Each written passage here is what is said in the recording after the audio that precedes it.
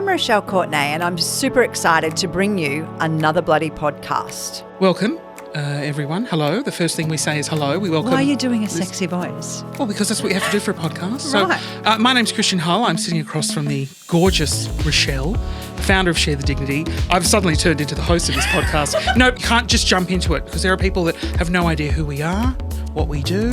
We are bringing you this podcast so that you can hear from the women that we help, the people that help us to share the dignity and the difference that we make. Dignity vending machines have been used more and more across the region as the cost of living bites. The free sanitary products are providing a lifeline to help ease period poverty. Your charity launched my ability to have no shame. Taking away shame actually gave me the drive to put my shoes back on, to dust myself off, wash my hair, and do anything that I wanted to do safely. And that somebody gave a shit.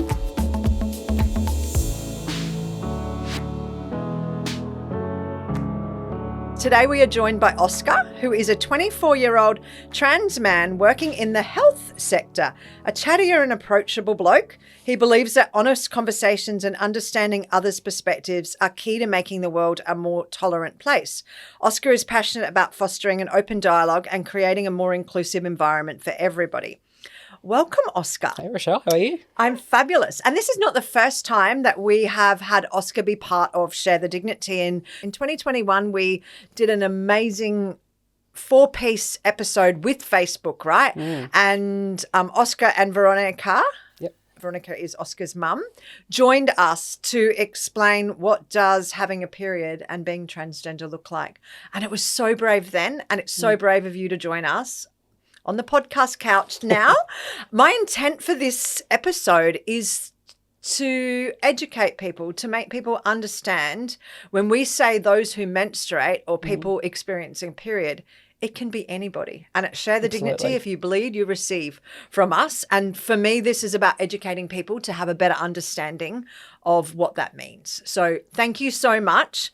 What I want to do first is to ask you a would you rather question, which is what we do always. Nice. All right.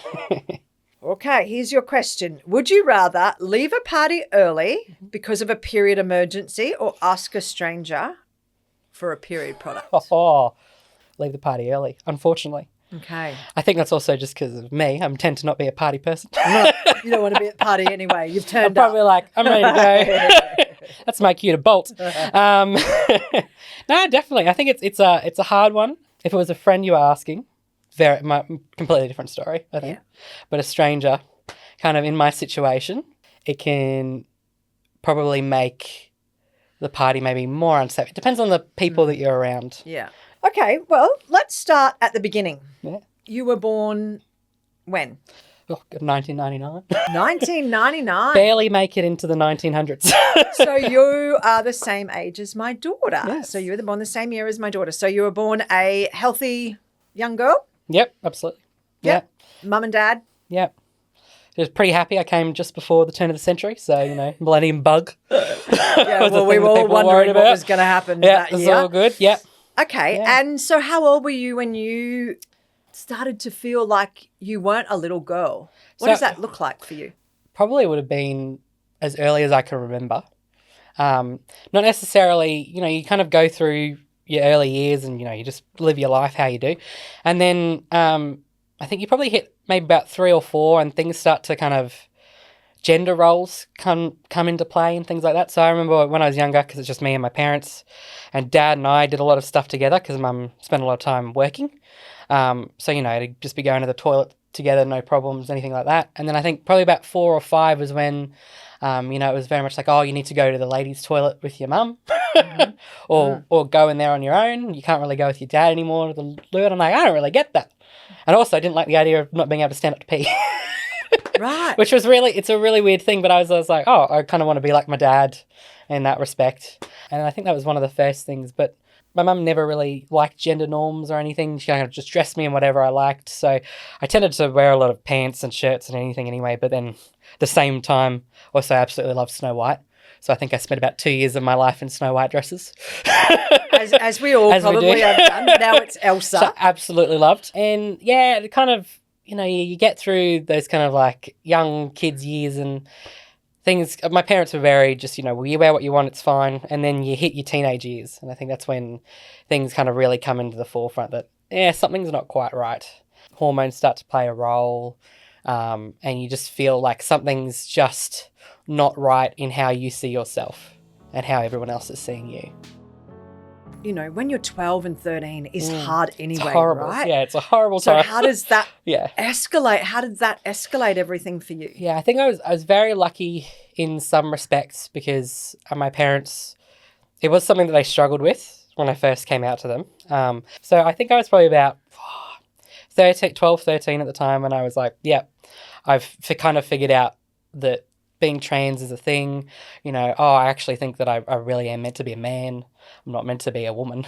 Like, something does not fit. I always thought that, maybe I might just be a lesbian and, just a very butch lesbian at that.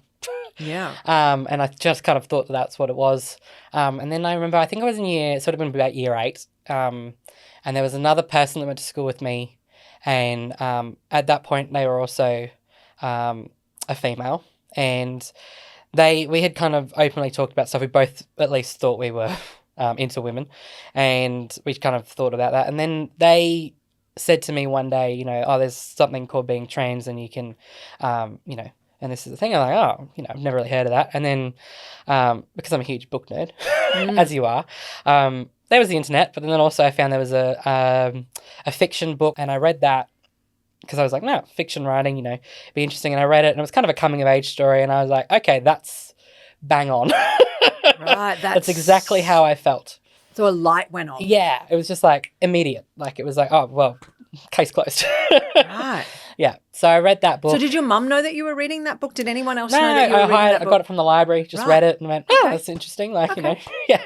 And I mean, unless you kind of know the kind of trans lingo and stuff, like F2M is a very, like, kind of sounds like a radio station. What or does it something, mean? Really. So it's female to male. Oh, okay. Sorry. Yeah, I'm so No, sorry. it's all good. No, Okay, so that's learnt the thing, something right? then, it's right? the lingo. So yeah, Right. you kind of read the cover and you just don't think anything. Yeah. Of it. Yeah. And I read the book and I went, that is what I am. How am I going to tell my parents? And I'm quite an anxious person. I was coming up with like ways in my mind to tell my parents, and I thought, they're going to kick me out of the house, because you hear all these stories, and a lot of people don't have very welcoming and good family environments. So it's, the rate of people that are trans, especially at that time, even though it was, early 2010s, it was still unheard of, wasn't really in the public media. Most people were getting kind of thrown out of their homes. It was just kind of shunned. It wasn't really talked about. So I was like, what's the best way I can do this? And in my brain, I thought that I'll write them a letter, which is, fair enough, and then I'll leave it for them. But I thought that the best idea would be to write them a letter, leave them that letter as I went on a 2-week trip to America, where I was kind of not going to be contactable. So that was pretty rough for my parents. I can only imagine.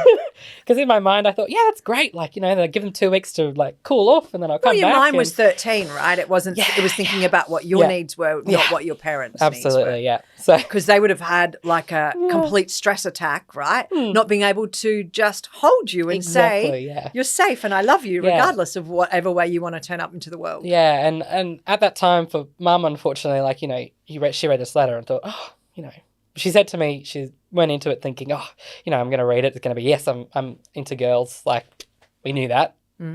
Obvious. She read it and went, I don't really understand this. Like, what is trans? What is stuff? And the thing is, you look it up, and the first thing you see is like 60% of kids attempt to commit suicide at some point. It's a huge statistic. But just because, you don't have the support, no one understands. And when you do try to tell people, there can be just so much backlash from the people that you thought cared about you. So that's what she read, and she went, holy crap.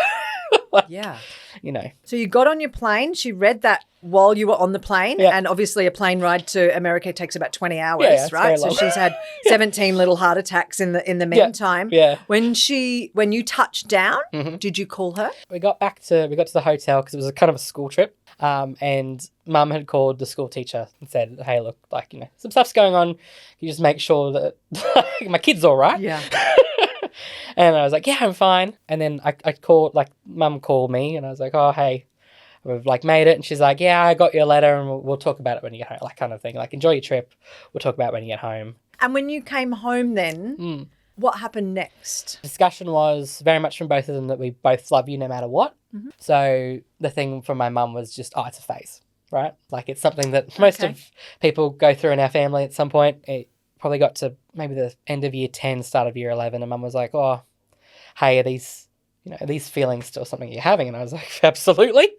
And so by then you would have had periods and breasts. Absolutely. And what happened when you got your first period? How old were you? Maybe when I was about 13, 14. So kind of when all this stuff kicked off. Unfortunately, for a lot of trans people, it's one of those things that even though periods should be celebrated, because, it's a thing that your body does in order to, allow you to have kids and things like that, that for trans people, it's a reminder straight away that your body is not what you wanted it to be.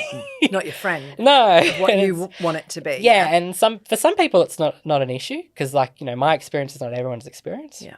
But for me, it's probably the thing that was one of the most kind of, we call dysphoria. So what is the main thing that causes you to feel like something isn't right with your body. We're wearing pads. Yeah. Right. So pads were your go-to? Pads were my absolute go-to. Yeah. So it was never an option for a tampon? Gave it a crack. Just no, it was not happening. Physically or mentally? Or maybe it was both. It was probably maybe both. I think, it was because, I wondered that. Your first time is, I don't know for everyone, but it can be quite odd putting something up there. Yeah. For me, it was anyway, because I'm like, so when I went to do it the first time, I'm like, nope, this is too painful. I'm out. Okay. Just pads. So just did it once and never tried it again? Yeah. I was like, no, I'm out. Okay. Yeah. So you were in grade 10 and you were at the end of grade 10 having conversations with your parents about, do you still feel like that? Do you start dressing as whatever way you want to? Were you allowed to at school? Because you went to a co-ed school, right? did, So yeah. what did that look like for you? So for me, I went to a co-ed school, but it was a Christian school. And I absolutely loved where it was. For the most part, my friends that I had around me were a great group of friends. I kind of, in my mind, knew that when I came out, there would be no problems. But you still always have that fear. And the last thing that I wanted to do was be in year 11 and year 12 and not have my group of friends around me and, be trying to struggle through school because I was pretty academic. I was like, I'm going to deal with this kind of outside of school and I'm going to keep it very separate to school. And I think that everyone at school already just assumed that I was a lesbian because I always wore shorts, always wore a shirt. I don't think I ever really wore a dress outside of school, ever. Seriously, does that make you a lesbian though? But in my friends' minds, right? Like, right, okay, because girls are judgy. Yeah, girls are very judgy. And I think that they just thought, butch lesbian, didn't shave my legs. Right, okay. I wasn't as hairy as I am now, Yeah, right. but I did have a bit of hair. Yeah. And that was just kind of everyone just puts you in that box. Yeah, so I think, right. because you don't really understand anything else. So they just think, that's the box that we're going to Had you been with a girl? I had kind of kissed a couple of them. I kissed a girl Very and nicely. I liked it. But I didn't really, the whole, I think because I wasn't comfortable in myself, getting into a relationship isn't really something I wanted to do. Yeah, so I kept it very separate from school till after school. And so I graduated and then the next day I came out to everyone. Right, so you finished grade 12? Yeah. So what was your name before you... So Jessica was my name before. Jessica was your name? And why did you choose Oscar? Oh, it was a bit of a process. We went through a few names, Mum and Dad and I, once they were all on board with everything, and it was year 12. And I wanted to change my name. Initially, Mum was like, oh, can we keep it a J name? And hilariously, Mum always wanted to call me Jack because our family name's Jackson. But then in the meantime, one of Mum's cousins went and had a kid named Jack. I named my dog Jack. One of my cousins is now named Jack, like my first cousin. So Mum's like, well, we're stuffed. Like, that's not happening. Jack, it's not. Jack, it is not. And I was like, yeah, fair enough. So Jack was out the window. So she kind of wanted to keep it as a J name. And so we went through a few. My nana was already struggling to change things over. She's still, unfortunately, sometimes still stuff up, just old people. And so I was like, I kind of want to go straight away from the J's. And then we just tried a few names. Right. Yeah, we went through a few and then, Oscar just stuck. Right, there you go. Yeah. And Oscar it was. Oscar it was. Henry, my middle name, is just from Dad's side of the family because my middle name was Sarah and that was my grandma's middle name. So I was just like, Henry's a name that's in a lot of people in my dad's side of the family, so that's the middle name. There you go. That was easy. But Oscar Henry. Yeah. So in Australia, state by state, I think that currently, and laws change all the time. So for me, I could change my name. You can just do a change of name document. There's no problem with that. And then I think as long as your passport says the gender identity that you want, which it does, it's kind of like a free-for-all from there. At least in Queensland it was when I changed everything. So on documents and things, often now a lot of places are really good. They'll say like male, female, or it'll say what were you assigned at birth, especially if it's a medical centre. Ah, right. It'll say what you assigned at birth. It'll say female. Yeah. You tick that. And then it'll be like, your gender identity or how do you present? And it'll be like, oh, male. Yeah. Yeah. Does that cause you a trauma thing, right? Yeah, it does. And how often would you have to do that in your life nowadays? Well, even every 6 months I have to go for a blood test. And so then as soon as I give the blood test form and it's got F at the top and then and the blood test just asks for testosterone levels. So every time I go, they're just like, the pathologist looks at the form, then looks at you, then looks at the form, and then they're like, oh, and they put like 2 and 2 together. Yeah. But you're just like, oh, for the love of God. Yeah, I can imagine. You're like, What are your other really two and two big together. trigger times that you have? So that's a big one. Periods used to be a very big one. So do you not get periods anymore? So I haven't had one for, it would be 2 years, I'd say, now, just because my testosterone levels are so high. Okay. And with the PCOS, it's very hard. I do definitely get period So do you cramps. still get all that pain? Yep. Yeah. Definitely get the pain. You've finished high school.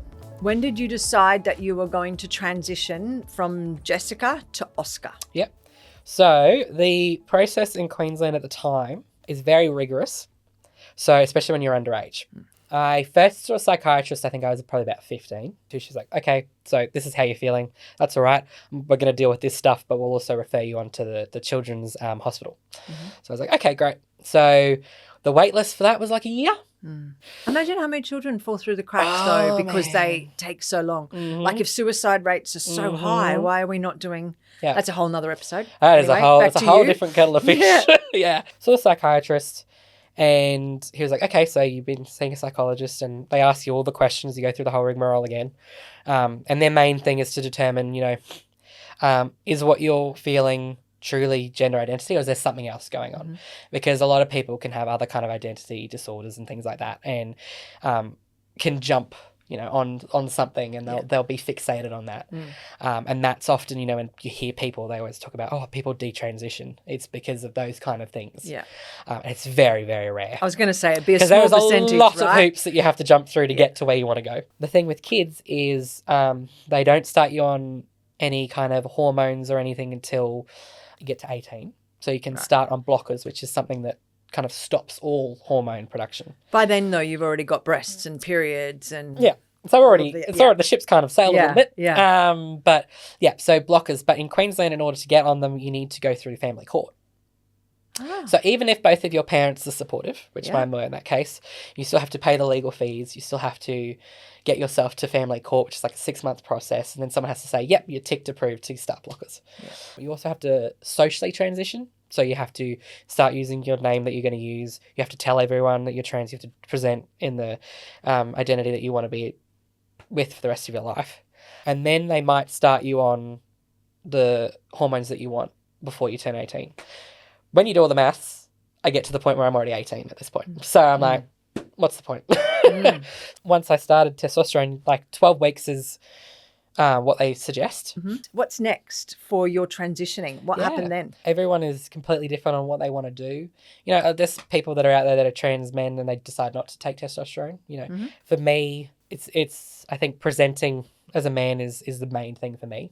So testosterone was a huge help because obviously hair grew. I'm starting to bald. And you're nailing it. You're a good looking bloke. It was thank you. It was one of those that was a huge step for me. And then also getting my breasts removed. So you had your breasts removed? Yeah. That was a huge thing for me because fortunately all the women in my family are very voluptuous and they have beautiful C cups and I was like, no. It's trying to hide those in a binder in the middle of Brisbane summer. was disgusting. And I'm honestly surprised I didn't like pass out at some point from the heat. Yeah. So tell us about that. So how did you Yeah. strap those babies up? Yeah. So I found this very good company online called Underworks who sell basically like compression tops kind of things. So they were like a mesh, like double mesh across here, which would strap everything in. And then they were also like a tank top over the, like just a tank thing over the top. So it just looked like I was wearing a tank top underneath my shirt. Did you feel like it did the job? Or was it when you took it off at the end of the day that was the hardest bit? Yeah, it definitely did the job. Yeah. And I think the good thing is my parents have always been very good about, just embracing your body at home. So even though I was very uncomfortable with myself, very much when I got home, it would be like, thing is off, nice baggy shirt. Yeah. Not dealing with the heat, whatever. Like most of us when we get home. Yeah, Gloves it's just off, everything is off. pajamas Everything's on. free. Yeah. Yeah. Run around the house nude. But yeah, so I wore those. I got my chest surgery middle of 2019. Was that a big game changer for you in your head, though? Once you was woke up and Yeah, it was a huge relief. yeah, Yeah, so I think all in all, I think it was about 10 grand that my parents had to fork out. And I, again, lucky enough that they were willing to do that, honestly. And it was a huge relief. My next step is I'm planning on getting a hysterectomy. I have a question. I'm not sure whether I should ask it. Go away. It's all good. Did you never want to have a baby? Do you want to be a father? I would love to be a father. Yeah, definitely. That's Oh, something I got little goosebumps because you'd be a great dad, right? And I'd your love mum to would be be a the dad. most amazing Yeah. nanny, right? Yeah. Yeah. So I've always wanted to be a dad, I think, but I've just, and that's something that I've felt even as a kid, and I think that was one thing. I never, ever had the desire to have a child from me. I was like, that's not something I want to do. Yeah. I do not want to give birth to a kid. Yeah. Some people have the overwhelming feeling that they do, but I'm not, no, never want to do that, but I always wanted to be a parent. yeah, Um, okay. yeah. Well, and you are so- 24. You still have lots of time I know, to I've be a got parent, time. right? And before blockers and anything like that, it's do you want to harvest your eggs? Yeah. So you didn't do that back then. Did not decide Do you to do wish it. that you'd done that? No, not really, because I mean the desire to have a kid that's mine has never really been that. I always think in my head, I've always thought that your kid is who you raise. Yeah. So adoption. There's so many kids out there that need families. So adopting has never been a thing that if I'm allowed to, I would love to. Or if my partner wants to have a kid, that's fine. Like Yeah. So what does dating look like for Oscar? So if you're going out and you're presenting as a man and, a beautiful woman comes up to you, at what point do you have to explain who you are? I think it's more something that you kind of wait for to organically come in a conversation. It's a bit odd. I haven't actually been in that many positions where I've had to yet. Yeah. Because Do you practice it? I'd be practicing that. That would thought you about it. practice it? Yeah. yeah, something you definitely think about. Yeah, I haven't actually had a situation where it's come up before yet. Okay. I'm very much a late bloomer when it comes to relationships. I think I just I've been so kind of focused on other things, and I think myself in a lot of ways. I'm very much the kind of person that I don't really want to get into a committed relationship with someone until I'm very sure of who I am. as a Pretty person. sure of who you are. And though, I am. Oscar. I am. I've known But, you for a long time now, and I know you are very, articulate and caring and yeah. kind, and Yeah. it's just a confidence thing. It's right? definitely a confidence thing. I think the person I'm going to find will just kind of happen. Yeah. And I'll just kind of fall into it. So I'm not Yeah. actively always out there, like, not on the prowl. Well, you don't need to be. You're 24 years old, but Yeah. again, Yeah. you deserve to be loved like Yeah, and everybody I think- else, right? Yeah. So, if you when you have your hysterectomy, Yeah. what happens next? Is there any other operations after that you want? Yep. So there is always the option of so it's like I believe it's called phalloplasty, is when they kind of construct a working penis, if they can. For me, that is not something that I currently want to do. Surgery and intervention for trans women is a lot further along. So it's very easy to get breast implants, easy peasy. It's a lot easier to get bottom surgery for trans women. It's still a whole process and it's horrible, and they go through, a lot of surgeries, but it is a lot easier to kind of create a working vagina, really, than the opposite way around. Because they're taking away, not building something. Not up. building Yeah. something. So it's a procedure that still there's a lot of complications. You kind of got to make things, work Yeah. down there. You've got kind of urethral involvement, so you can have bladder issues.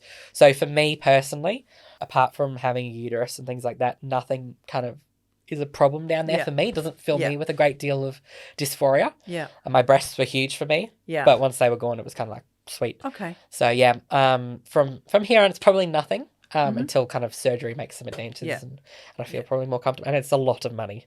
So breast reduction surgery is 10 grand or so in Australia. I think bottom surgery you're looking like upwards of 25,000 easy, Yeah, right. at least.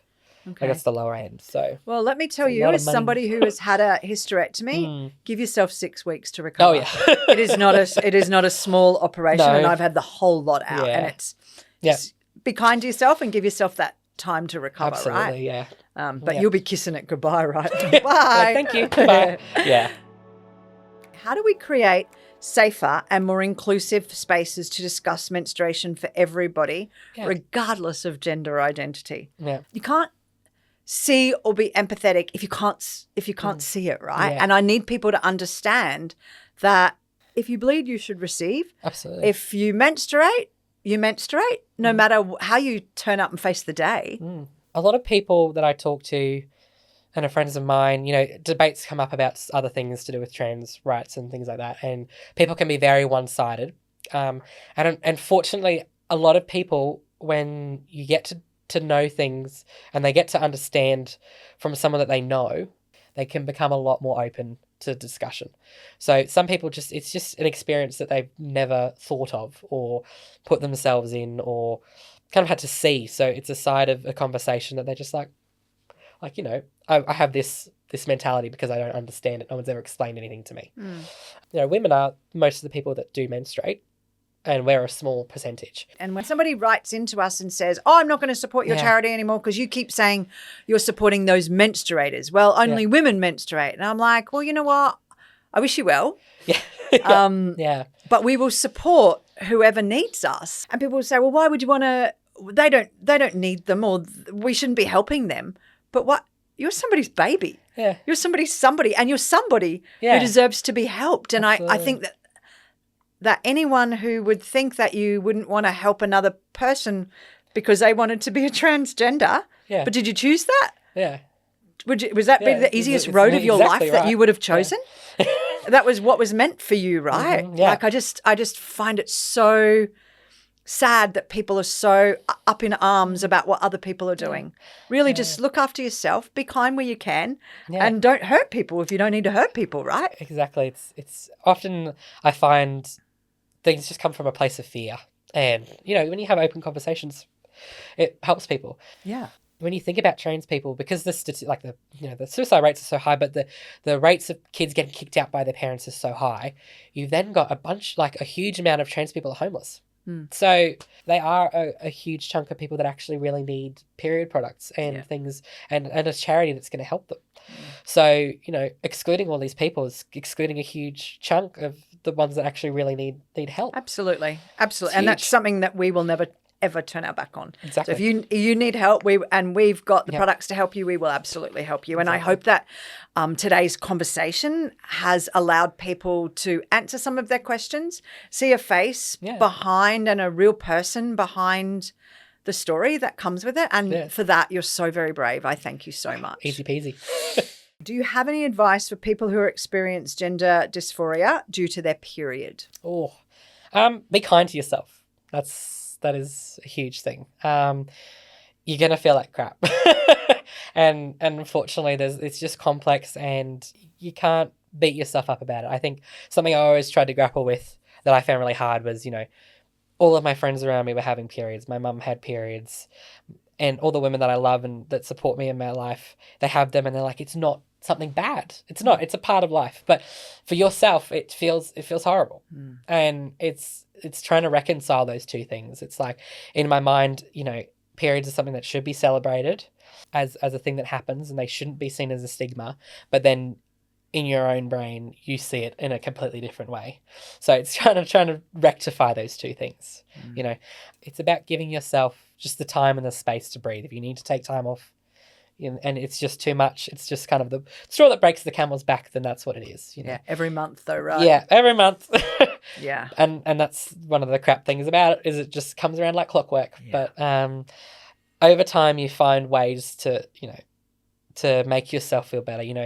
Just give yourself a break in those weeks. If you can, then just give yourself time to sit at home and relax and do the things that matter to you. And if you don't feel like comfortable putting yourself in a social situation, then don't. Absolutely. Yeah, it's just do what you can feel like you can do. Yeah. And no One one's day at going a to blame time, you for right? it. Yeah. Yeah. I love been talking lovely. to you. You're an absolute champion. And I hope that people go away after listening to this better and more educated Absolutely. about why Share the Dignity is around, to ensure that if you bleed, you receive. Mm-hmm. It's important for everyone.